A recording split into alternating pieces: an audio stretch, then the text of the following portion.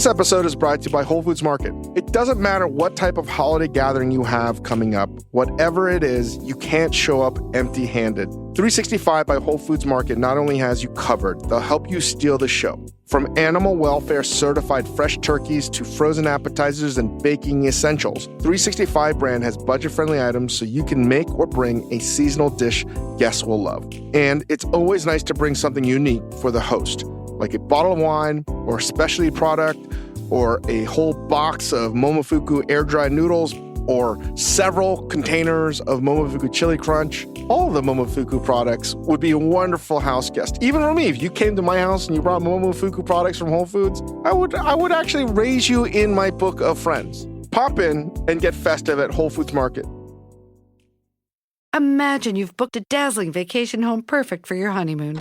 Nice. The house has it all. A pool, a spectacular view, and also the weird owner who lives behind a locked door in the hallway. Hello! I can assure you I shan't be watching you during your stay, so why even bring it up? Nope. We're leaving. When you'd like a romantic vacation getaway instead of having to get away from your vacation, it matters where you stay. At Hilton, you can expect accommodations that meet your expectations. Hilton for the stay. Bwaaa!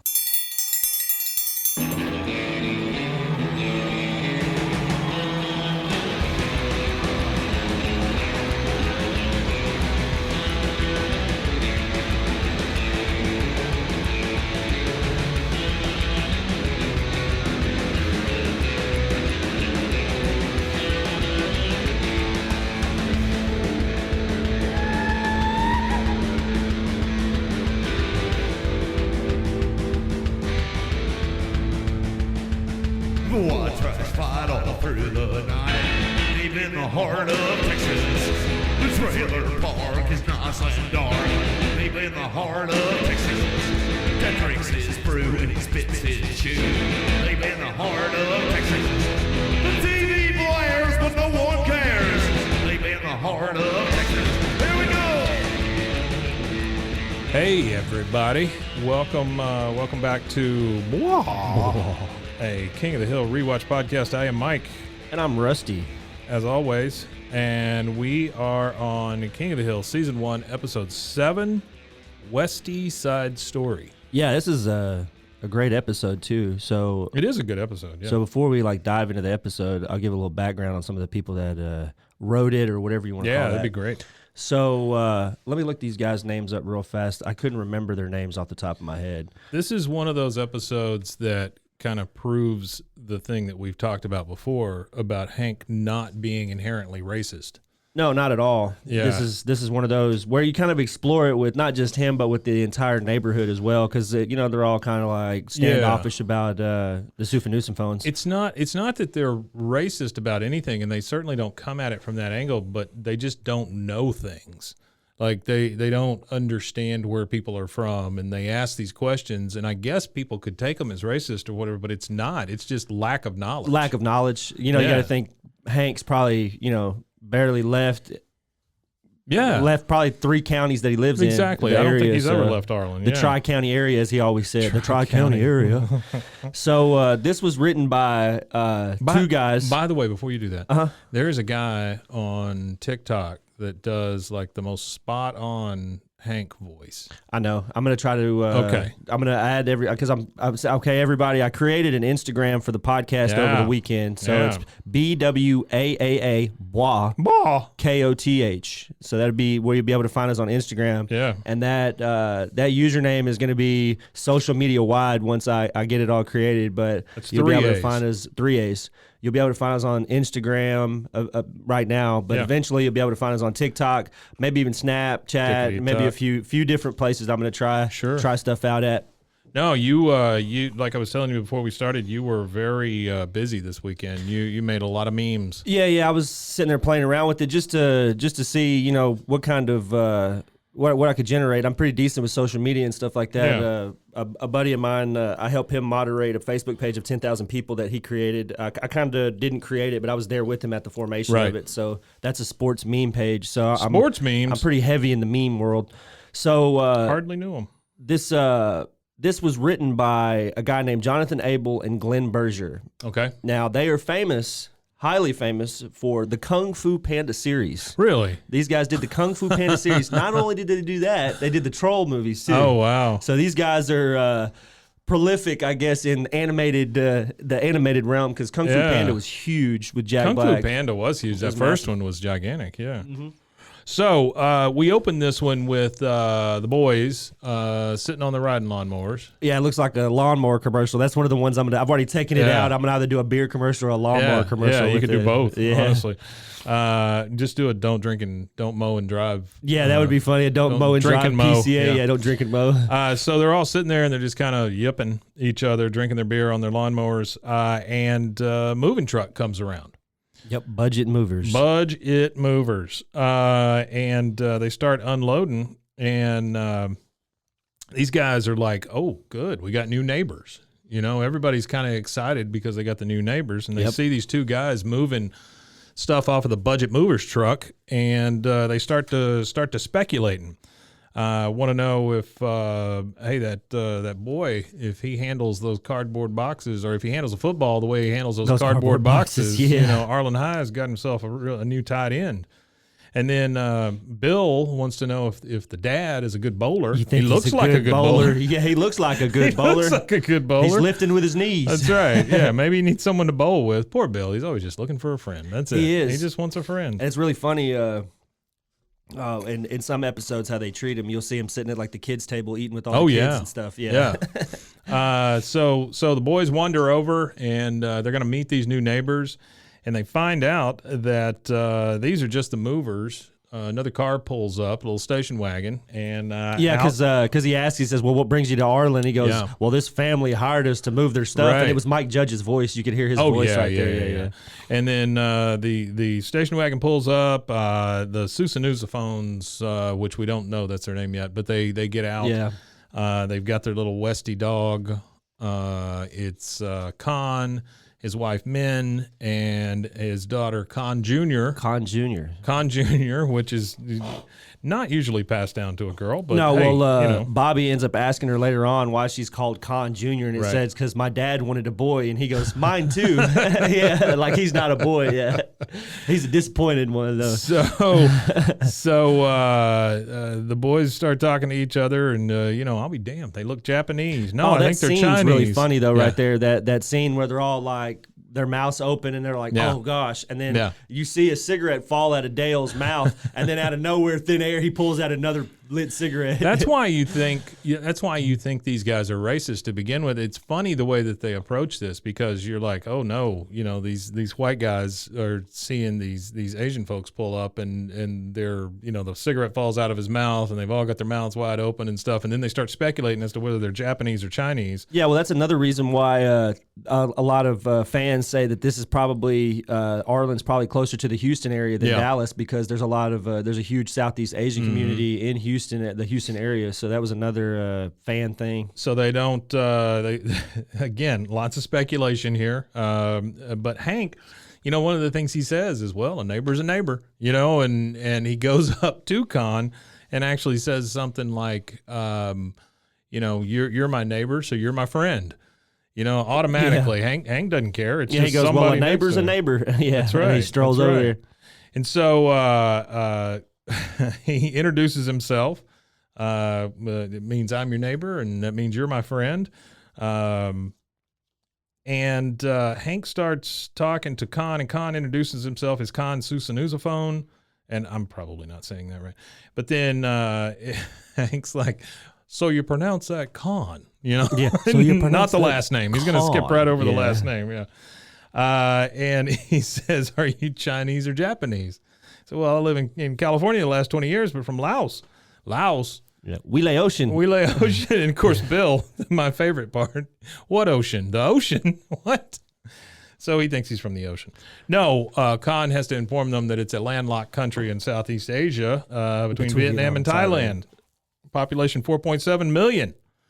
And he goes through all this explanation, and the boys still are like, so are you Chinese? Chinese or Japanese? Well, that's the cool thing about like having the Laotian family is I don't think there's any other Laotian representation in television. Right. But not only that, it was cool because around this time frame, everything's just white on TV at this time frame. It's true. And you don't have any you'll have pop-up characters. Even the Simpsons, though they're yellow, you still see them kind of as a white family. Absolutely. I would think, And well, I guess the Simpsons is kind of different on this part because they did have different cultures inside of it. But as far as like a regular character that you see, you see Khan in a majority of episodes after this. He's in he's in a lot of them. Whether you see him for 5 seconds or you see him for the whole episode Khan's being a huge part based of this. around him, it's really cool to have that. You wouldn't think it would be from a show that's targeting, for lack of a better term, rednecks. It's a show that's like targeting this kind of demographic, and then you have this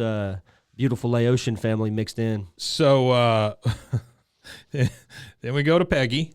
Oh, gosh. And Peggy says, it's like we get to travel to the Orient without having to worry about diarrhea or being jailed for our pro-democracy beliefs.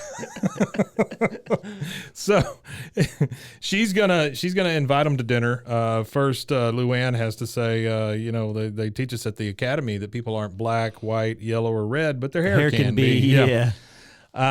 So she's gonna go over and introduce herself and get them the famous 3 words that Peggy Hill always says. I read somewhere. Yeah, I read somewhere. That kills me every time she says it because it means that she saw an article and she's gonna twist it to whatever she wants it to mean. She says, I read somewhere that the Chinese language has 72 words for rice, but no word for friend. Which is just bullshit. Yeah, it's just her just rambling. So then we kind of cut to Khan and his family, and Khan is like, can you believe this crap? You want to live in this country? Howdy, howdy, howdy, howdy, howdy. That's so whenever I hear him say that, I always think of the thing in Toy Story, the howdy, howdy, howdy, howdy, when the dinosaurs pretended to be Woody. And then it's really funny. I really think the battle between Hank and Khan, their little rivalry they have is really, really funny. And this is where you first see the beginning of him. There's so many redneck jokes that come out of Khan that are just hilarious because Hank isn't that stereotype. No. And Khan isn't the stereotype that they think, that they, their first preconceived notions are. So that's, I love that so much. Khan, so they invite him to dinner, and then Khan is telling men that he doesn't want to go. He could order a bucket of chicken and watch Hee Haw there. Why go? Yeah. And then we find out a little bit of backstory how he has pissed off all their previous neighbors. They were kicked out of Laos. They were kicked out of Anaheim. She just wants to try to get along with the neighbors. Going to the reboot real fast. Yeah. So the guy that does this voice is a guy named Toby Russ, which is obviously a very white name, a very white guy that does it. So I'm really, I understand the culture of the world and everything the way that it is today, but I really don't think that this show is not, if they don't have Khan represented in this show whatsoever, I feel like, I know it's going to be hard to have a different voice actor because I know they're going to want a Laotian voice actor or maybe even just a Southeast Asian voice actor to cover that. But I think that, I don't know, I think it should, this show never was negative, I feel like, in a whole sense of negativity towards the stereotype. No. I don't feel like that because you could make arguments for Apu on The Simpsons and things like that, but I don't think you could really make the same argument for this because I don't think it was poor. I don't think there was any poor representation. Yeah, so we're gonna have a dinner with all of them now, and Hank, of course, they come over to Hank's house, and Khan says something about his house being really nice, damn fine. And Hank says, lead-free since 1988, which I found very funny. Yeah, I think it's crazy that there was still lead and stuff in 1988. Oh, sure there was. That's insane. Yeah. Well, there was a study that was done that they say the reason why they say that the whole IQ of people between a certain time period of lead paint up until the ending of lead paint, there's a significant drop in IQ. Oh, sure, I would imagine. In that generation of lead paint. I've known some kids who ate some lead paint. Yeah. All right, so this is basically a big welcome dinner, and of course Peggy has gone way over the top, and she's asking everybody to take their shoes off, and Con's like, "Why? You just shampoo the carpet?" Yeah. And so, I think it's funny how she introduces too. She goes, "On behalf of Arlen, Texas, I would like to welcome you to our country." Right. When he said he lived in California for 20 years. Right. So, Peggy has served on beef chop suey. And they're like, "I've never had beef chop suey." She's like, "Oh, you poor dear." Yeah, and then Hank starts shoveling his food into Bobby's plate. "Come on, Bobby, have some seconds. The girl's lapping you." So, and Peggy says, I read somewhere that certain parts of China, meat is as scarce as toilet paper. Yeah, where you read that? She said, "Who can remember? As a substitute teacher, I have to review all sorts of learning materials." Or maybe it was on a placemat. Yeah. So she brings up the fact that she's a teacher, and Con's like, "Well, maybe you can tell me why Arlen test scores are so low." And he says that he knows why. It's because Con Jr.'s not in school yet. Yeah, to bring up the average. Yeah. Got to bring up the average. My boy here might not be the best test taker, but he's got near perfect attendance. Near. Not even perfect, just tell near. him, Bobby. Tell him. What's he going to tell him? What's he going to tell him? Tell him, Bobby. Tell him, Bobby. And then that's a dick wagging contest at this point. Oh yeah. And then the Brown Betty. So they've had the Brown Betty, the famous, closely guarded family secret from mother to mother to mother. She can't tell her anything. She goes, "Here, you can take some of these leftovers with you. Just reheat it for 10 minutes." Oh, I've already said too much. So she takes the Brown Betty with her, and then on their way out, Min notices Peggy's shoes. Oh yeah, before that too, she goes, "Well, welcome back now, you hear?" And she says, "That's Texas for sayonara." And so Min notices the giant shoes, kind of makes fun of them, puts on the shoes and says she's like little girl in mama's shoes, stomping around in Peggy's gigantic shoes. And, of course, Peg, she's always embarrassed whenever somebody notices her giant feet. Yeah, she's touchy about the feet for sure, especially before the OnlyFans episode. Yes. So, the OnlyFans episode, before there were OnlyFans. They leave, and, of course, Hank has to kind of, reassure Peggy that there's just more of her to love. And that was not the right thing to say. That was even worse, yeah. So we catch them outside, and now the little Westie dog. Hold on. Before that, there was a funny part that I wanted to. He said when she said, "You don't come into a woman's home and insult her feet. You just don't do that." Yeah. And he goes, "Well, come on, Peg. Remember when you first moved here from Montana? You called Pop Sody Pop, and you thought 93 in the shade was hot." That's right. Yeah. So we see them outside with the dogs. They got the little Westie dog out. And Hank says, "Be careful, Bobby. That's one of them Chinese fighting dogs." Yeah. And he goes, "It's a West Highland Terrier." And this is real funny. This reminds me of the comedy routine where they hire somebody named You or something like that. Oh, yeah. And they go back and forth. It's almost like a Who's on First kind of thing. Yeah. Who's on First? That one, yeah. She's it's like a Leslie Nielsen bit. Chinese fighting dog. She goes, it's a West Highland Terrier. He goes, "Yeah, that's it." Yeah. Like it's a Chinese fighting dog. But he asked the name of the dog, Con Jr. What's the name of your dog? "That's Doggy." "Yes, I understand it's a doggy, but what's his name?" And he goes, "That's a doggy also," pointing to Ladybird. Yeah, but her name is Ladybird. She's a pure Georgia bloodhound. Her mama tracked down James Earl Ray. James Earl Ray, which is the best. And then he goes, "Aren't kids great? They're too young to know about fear or prejudice." That's right. They don't have to learn that till high school. Yeah, they don't have to learn that till high school. Yeah, that's great. So Ladybird and Doggy start to have relations. Oh yeah, absolutely, as it were. And they're real worried. Hank's real worried about his bloodhound getting impure from this Chinese fighting dog. Yeah, absolutely. So Con thinks it's hilarious, though, and calls Ladybird a slut. Calls her a slut. Ladybird is not a slut. She's in heat. Her hormones have overwhelmed her natural modesty. Natural modesty. So he asks him to type his dog. He says, I'm not tying up my dog. You type your dog. Is she seduced my dog?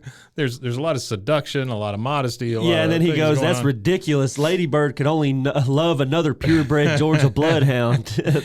You know what, Hank? I think you're a narrow-minded redneck, says Con. Yep. And that really sets him off. Well, it's really funny because he goes, because I'm from Texas, I got to be some kind of redneck. And as he's walking off, he goes, the Chinese and their stupid stereotypes. That's right. Yeah. So everybody's pissed off at each other now, and they're moving on. Then we see Con drive by in his on his lawnmower, and it's obviously not a Kubota. It's not a John Deere. It's not one of the ones that you would think that these guys from Texas have. And everybody gives Hank a little bit of a ribbing and says maybe he'll let you borrow his sexy little import. Yeah, and then Hank said, I'd rather cut my entire quarter acre with a Lady Bic before I'd borrow that man's mower. Yeah, and this is where he kind of goes off on a thing. You know, he says, I don't like the man. And they start questioning him, you know, because he's Chinese. Because he's Chinese? He said, no, I just don't like the man. Yeah. You know, it's not because he's Chinese or anything. He goes, I thought he was Korean, number one. But, yeah, well, what the hell's the difference? Yeah, I don't like the man. I just don't like the man. Yeah, it has nothing to do with where he's from. I'm no redneck. He could be from Mars for all I care. He just doesn't like him. And then someone said, believe me, Hank, if Con were from Mars, you'd care. Especially after he's stolen every last drop of Earth's drinkable water to transport back to his home planet Mars. Yeah. Old Dale. So Peggy and Luann are going to pick up a pizza. Mm-hmm. Obviously, she's yelling at Luann to stop dawdling because they have to pick up the pizza before the cheese gets cold and the pineapple gets hot. And then Luann says, "What's the rush? If we're not there in 30 minutes, it's free." Okay, all right. Yeah, I've never heard of that before. That's a deal I never heard of. Yeah, that's a good deal, man. I just wait deal. 35 minutes and go get my free pizza. Yeah, I'd sit outside and look at the clock. Oh, 31 minutes. 31 minutes, got to go get it. So Min stops them out in the street and apologizes for talking about her big feet. Says they got off to a bad start and they should come to a barbecue that her and Con are having. And Peggy thinks that's very sweet, and she wants her to let her know if she needs any help with the barbecue or if she just wants to know what a barbecue is. Yeah. So they finally go. Hank, of course, takes a canister of propane. Yep. With him. Absolutely. And he presents it to Con. You know, here's your propane, and Con does not. He doesn't want the propane. He cooks with charcoal, and so finally he cooks with mesquite. Excuse me, he cooks with mesquite, not charcoal. Yeah, I cook with. It says give meat nice taste of wood. Right. And I cook with propane. Gives meat nice taste of meat. And so the two ladies can finally calm them down, and Con says, all right, just put it on the table. It can hold the napkins down. Yeah. Which is pretty rough. But anyway, they're talking about how, the ladies want the guys to get along because they do live next to each other. And I mean, I understand. This episode is brought to you by Whole Foods Market. It doesn't matter what type of holiday gathering you have coming up, whatever it is, you can't show up empty-handed. 365 by Whole Foods Market not only has you covered, they'll help you steal the show. From animal welfare certified fresh turkeys to frozen appetizers and baking essentials, 365 brand has budget-friendly items so you can make or bring a seasonal dish guests will love. And it's always nice to bring something unique for the host, like a bottle of wine or a specialty product or a whole box of Momofuku air-dried noodles or several containers of Momofuku Chili Crunch. All of the Momofuku products would be a wonderful house guest. Even for me, if you came to my house and you brought Momofuku products from Whole Foods, I would actually raise you in my book of friends. Pop in and get festive at Whole Foods Market. Imagine you've booked a dazzling vacation home perfect for your honeymoon. Nice. The house has it all. A pool, a spectacular view, and also the weird owner who lives behind a locked door in the hallway. Hello! I can assure you I shan't be watching you during your stay, so why even bring it up? Nope. We're leaving. When you'd like a romantic vacation getaway instead of having to get away from your vacation, it matters where you stay. At Hilton, you can expect accommodations that meet your expectations. Hilton for the stay. And then we go back to the kids with the dogs, Which is also like a pre-indicator of the relationship between Khan and Bobby Hill, which I personally hope continues on in the reboot, and I hope that they are married with children at this point. I do too. I think it'd be cool. I think it would be cool to have, especially in today's world, with everything being as intercultural and everything like that. I think it would be neat to have expanded on their relationship and turn them into. I just can't wait for the reboot. The thing that's killing me is that there's nothing being whispered. No information. There's nothing whatsoever, and I know that's by design. I would rather it's like have nails it on a chalkboard. I would definitely rather have it that way though, because I think previews and it ruins your expectations. It's too many spoilers these days. Well, it's not even the spoilers for me because I don't really care about spoilers. Spoilers never bother me. You could tell me about a whole movie; it's still not the same as going and watching it to me. But the thing that kills me is it changes your expectation. You see all these cool little snippets, and then you actually sit down and watch it. It's like with movie previews. You go and watch the movie preview, and then you sit and watch the movie, and all the good parts are in the preview. The rest of the movie's crap. You know what I mean? So I just feel like if Sixth Sense were made today, we would in the trailer find out that Bruce Willis was a ghost. Yeah, absolutely. Anyway, they're talking about the dogs and how one of them's tied up, and Khan Jr. says, "Doggy's just like me. He's new in town, doesn't have any friends. We should untie him so that they can be friends, so that they can play." Yeah, then Bobby said he'd chew through the leash. One of my favorites. He says, "I bet it tastes just like a Bible cover." Tastes like a Bible cover. That's right. So they let him go. This one too that he says is one of my favorites. He goes, "Hey, let's untie him. They belong together, and it's fun to watch them play piggyback." The innocence of children. Oh, absolutely, absolutely. We go back to Peggy and Min, and Min is just going over the top to try to compliment Peggy because she knows she's kind of offended her. Well, it's really funny, though, between Min, Peggy, and Nancy. I mean, they could have their own offshoot TV show. You could have, I thought it would always be funny. I always thought about this after these shows started coming out, the Real Housewives show. I always thought the Real Housewives of Arlen would be hilarious. Yeah, I would love that. So she's going over kind of the top, complimenting Peggy because she doesn't want her to think she's mad at her. She talks about how men are stupid and women are smart and how they need to stick together. And then she says, "Look, I made your Brown Betty." Yeah. Now, Peggy does not take well to that because she wants to know where she got her grandma's recipe. And Min says she figured it out by herself. Yeah, she reverse engineered it, and she goes that your recipe was missing one thing. Flavor. "I beg your pee," she says. Yeah. I add flavor. Nutmeg. Tastes flavor. Much better, don't you think? Nutmeg flavor. So they try the Brown Betty, and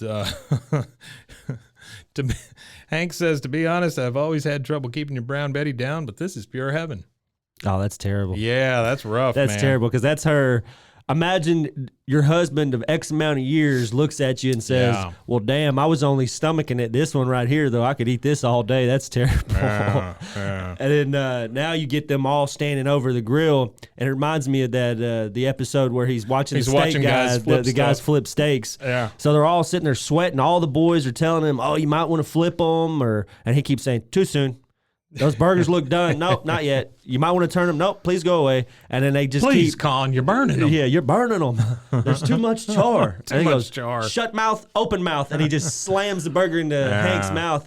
And then that's the best burger I've ever had. Yeah, that's which is awesome. Which is awesome. Yeah, that's an existential crisis for. It's got to be. Yeah. Well, because that's not the only crisis he has with charcoal or wood. He has other run-ins with it where he eats a burger that's better on wood, and I think that's the funniest thing ever because I believe that he thinks charcoal is better for taste, but he's a propane salesman. What the hell would it look like a propane salesman when you drive through the alleyway and see him cooking on charcoal? I think it's a lot of optics for him on the propane. I don't think absolutely. I don't think he truly enjoys tasting the meat over the flavor of smoke. Taste the meat, not the heat. Not the heat.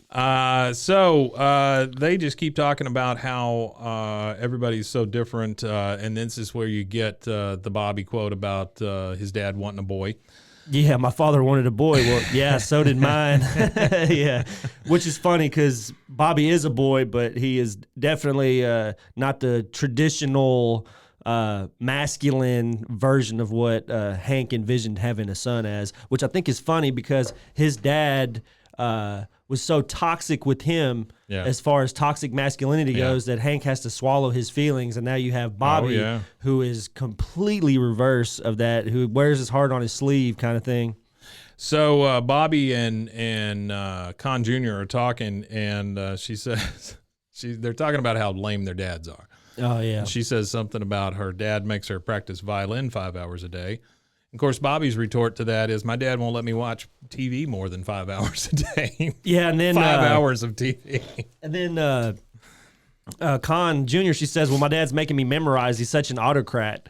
And then they start talking about the SAT and how it's an SAT word. And what's an SAT? Bobby didn't even have a clue. Yeah. But Hank is kind of enthralled with these folks now. Yeah, he is. He Because says, Peggy, there's nothing these people can't make better. Yeah. First the automobile, then the color TV, and now the hamburger. It's funny how he says hamburger too. I noticed he said it real funny. It was like hamburger or something. It was just a weird inflection in his voice when he said that. How do they do it? With a dash of nutmeg. Peggy is really pissed off about this Brown Betty at this point. She's super pissed. Yeah, she doesn't understand it. Any man who can make a burger like that's okay by me, he says.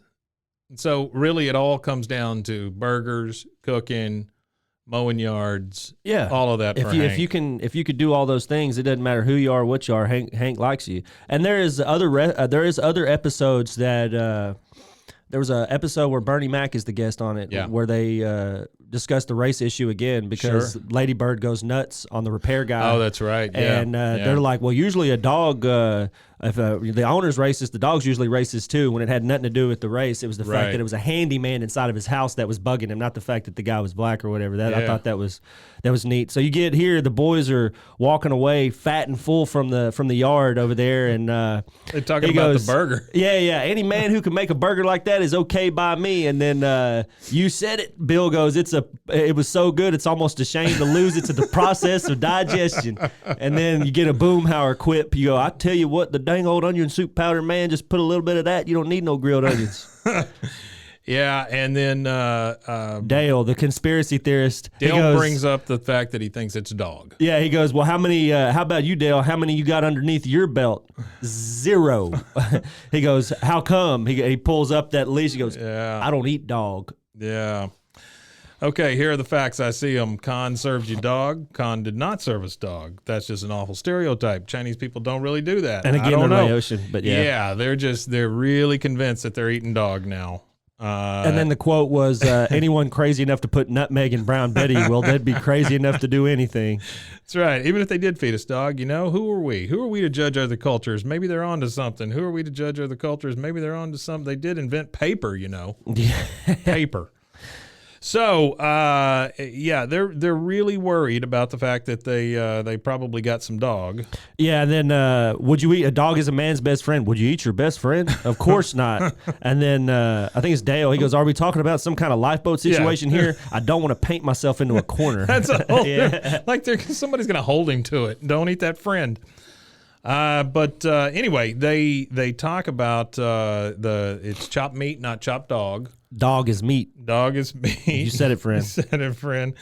So you see Bill just licking his fingers, and he goes, I'm just trying to get that awful taste off my fingers. Yeah, and then Peggy walks up to, go over to the Super Nusiphone's house, and she overhears men through the window talking on the phone, and she's talking to the dog pound. Right. And she said, I'm looking for a dog, and all they could hear is just these little bits of the conversation. She's like, sweet dog, have big barbecue today, dog run out. Yeah. I need 20, 25 pounds. And then, good Lord, it's true, I'll call you back. And then she runs to Hank. Yeah. Yeah. Can't hear you over my weed whacker. Yeah, he's standing in the doorway or whatever. Well, I can't hear you over my weed whacker. He starts it up or whatever as he's talking, and then he's just kind of like, kind of lost a little bit and swings the weed eater, knocks all their chrysanthemum. He kills all their chrysanthemums. Yeah. And now Crazy Redneck has chopped down all their chrysanthemums. That's it.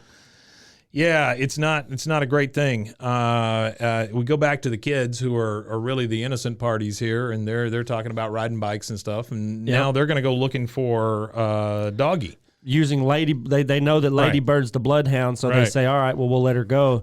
And it's kind of funny right here because Lady Bird's stronger than than Bobby can contain. Oh, yeah. So she yanks Bobby to the ground, and as soon as he hits the ground, boom, he lets go of the leash, and the leash retracts and slaps the dog in the back, and the dogs get scared from that, and she gets to running even faster off. So, yeah. Dale puts in his 2 cents about how dangerous these people are, how they'll get you with a blow dart. Yeah, they'll get you with a blow dart. You'll think it's just a mosquito bite until you die. Then you'll know the truth. Then you'll know the truth after you're dead. And you know, this kind of goes on for a little bit about them eating dog. Eating human meat. They say, well, why would they do that? Human meat's tough and flavorless. Yeah, and so Khan is pretty pissed off at this point because his dog's missing, his chrysanthemums are gone. The people have now overheard them ordering dog meat, which, do you pick up the phone and order dog meat? I mean, is that a thing? Yeah, I don't know. So I'll leave that one alone. They're grappling back and forth. They're talking about the dogs. They finally find both of the dogs. One has gone after the other one, and then they understand or they figure out that maybe it wasn't dog meat. Yeah, absolutely. I mean, come on. Yeah. I mean, if it's the best hamburger you ever ate, what are you questioning it for? You know what I mean? Yeah. Meat's meat at the end of the day, ain't it?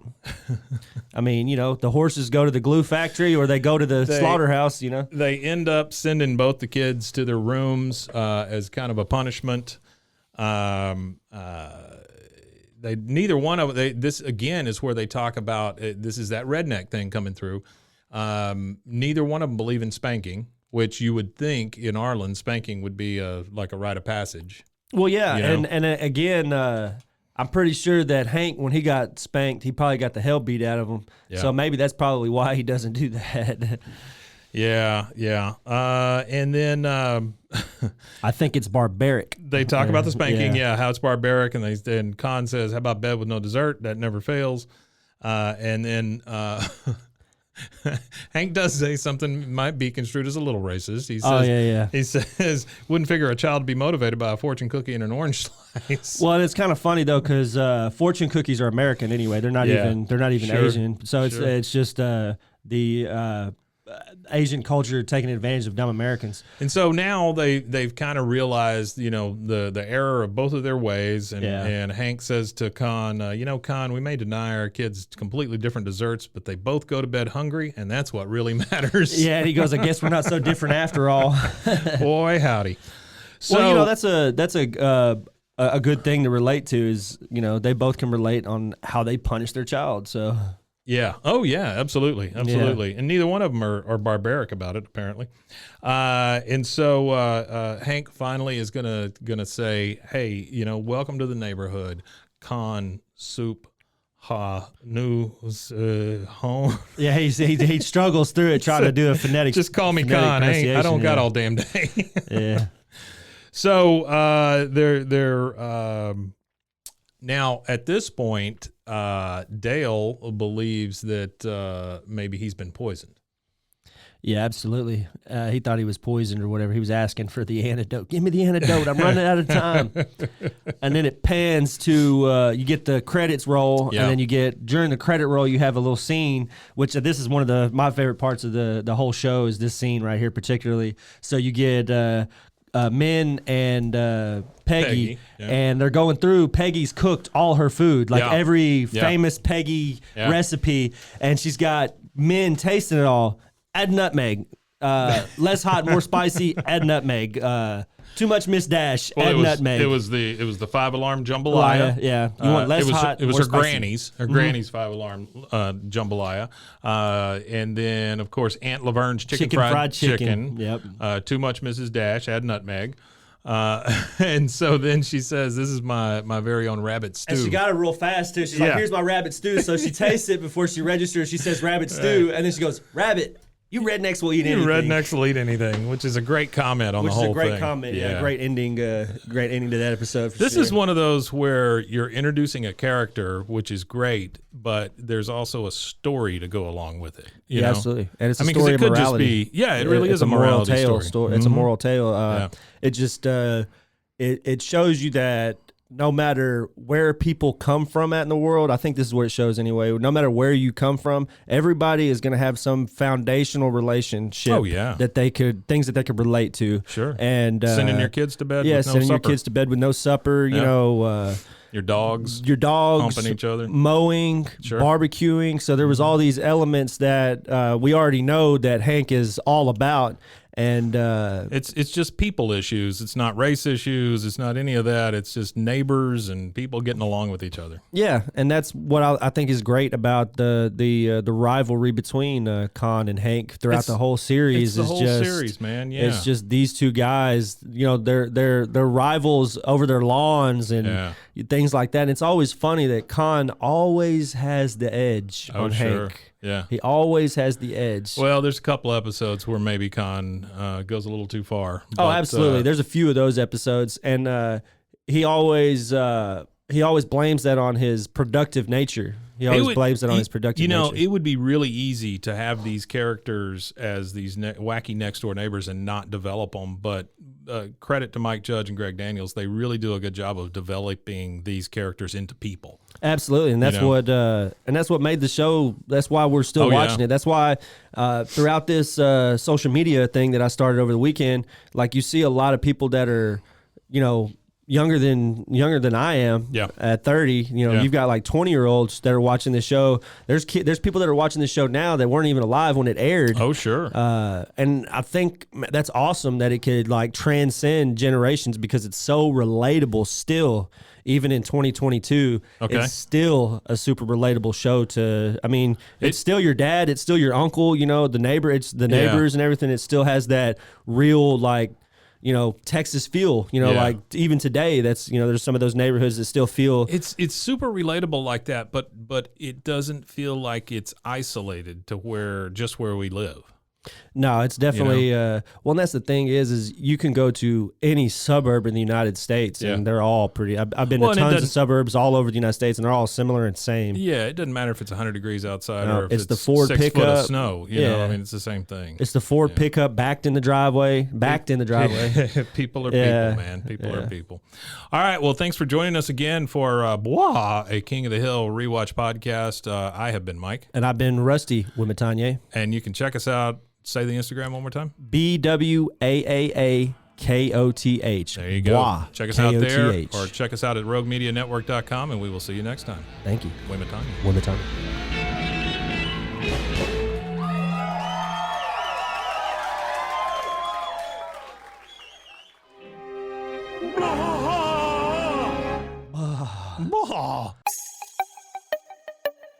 This has been a Rogue Media podcast.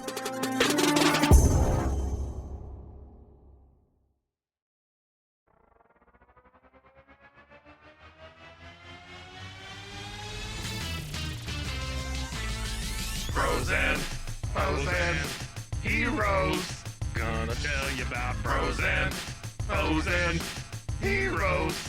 Gonna tell you about. Hey, I'm Zach. And I'm Mike. And we have a fantastic new podcast to tell you about. Bros, Foes, and Heroes. It's the two of us looking into the world of comics, breaking down some characters that you may have never heard of, and some that are just absolutely ridiculous. Yeah, so Zach comes up with a character each time, and I go into it just completely blind. I don't know who this person is or what their abilities are or anything, and basically I guess we kind of go over their origin story and just some of the ridiculous stuff that maybe, especially Golden Age stuff. Oh, Golden Age stuff is always the best, and we will make sure to highlight all of the shenanigans and just absolute weirdness of everything. Yeah, that's right. So subscribe today and follow us on Instagram at Bros, Foes, Heroes. And if you don't, I know where you live. Not really, but please subscribe. Frozen, heroes. Gonna tell you about frozen, heroes. Gonna tell you about.